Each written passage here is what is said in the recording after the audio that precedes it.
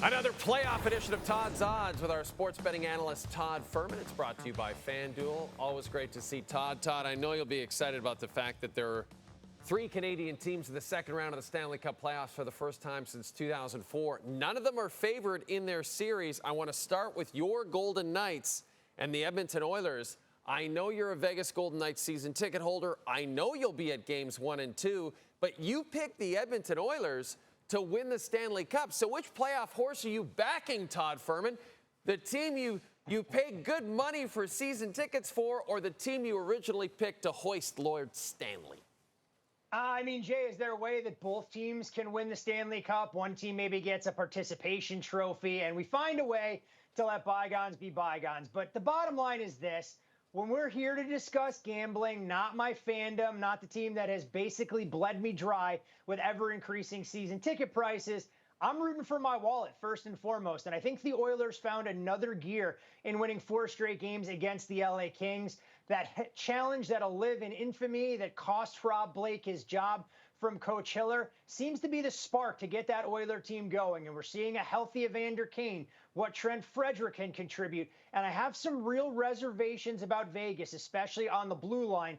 They had a real hard time dealing with this speed, not just of the Wild's top line, but also when Ryan Hartman got going downhill. And I think that top pairing of Nick Hague and Alex Pietrangelo could be a little bit of a liability. So I, unfortunately, as a Golden Knights fan, think that the Oilers dispatch the Knights in 6 games or maybe even fewer than that. The other Western Conference second-round series has a couple of teams that needed 7 games to make it to the second round. The Dallas Stars, the Winnipeg Jets. Dallas getting healthy at just the right time. They're going to get Heiskanen back here. They're going to get Jason Robertson back. As for the Winnipeg Jets, injury issues aplenty. My question for you, Todd, do you think the Jets will win a single game on the road, and would you pick them to win this series? You know, it's pretty wild when you look at how that series unfolded against the Blues. Of course, the Jets making a bit of NHL history with the latest game-tying goal in a Game 7 situation. And it was a team that looked like they were going to be left for dead for the better part of 55 minutes. They get a fortunate bounce. They get Cole Perfetti and then kind of played downhill in closing out the Blues. You mentioned the Dallas Stars, and I have some real questions about what players they will actually get back in this series. I know Jason Robertson and Miro Heiskanen were out there skating with the team, but they've been a little bit coy about their real availability. Of course, on the flip side of things, we'll wait to see if Mark Scheifele and Josh Morrissey will return for the Jets. But the one thing I can tell you from a betting standpoint, odds makers are pricing this like the Dallas Stars are going to come in at full speed and the Jets will be a little bit undermanned. I think this Jets team can breathe a collective sigh of relief. Connor Hellebuck, you could see that jubilation in the Game 7 victory. And I think the Jets are an extremely live underdog, but I still stand by what I said when we broke down this first round, that I thought Jets fans should have been nervous. And for the better part of nearly 7 full games, I'm sure there were plenty of folks in Manitoba watching with bated breath. What a finish. What an exciting moment Sunday night. You know, before the playoffs began, Todd, you gave us some really intriguing and very fun long shots to win the Conn Smythe Trophy as the most valuable player in the Stanley Cup playoffs. You had Anthony Stolarz at 80-1. Excellent pick. You had Mark Scheifele at 100-1. Let's hope that turns out to be a good pick. You had Stuart Skinner at 160-1. Maybe not the best pick. Connor McDavid is now the favorite at 10-1.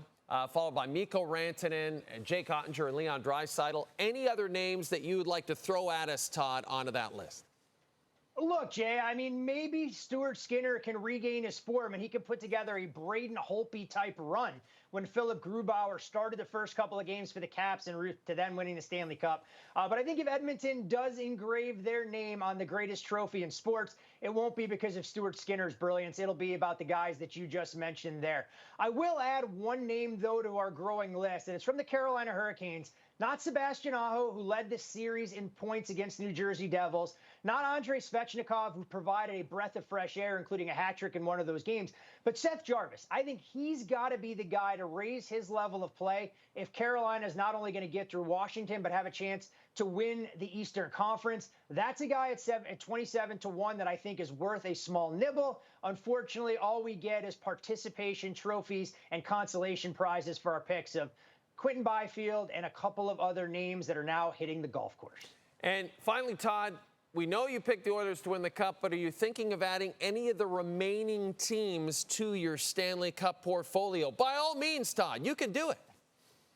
I thought about it, Jay. I thought about trying to make a case for the Jets, who, in my opinion, are being discounted right now as we head into the Western Conference semifinals. I look at the East and feel it's a real muddled mess. I can make a case for all 4 of those teams coming out.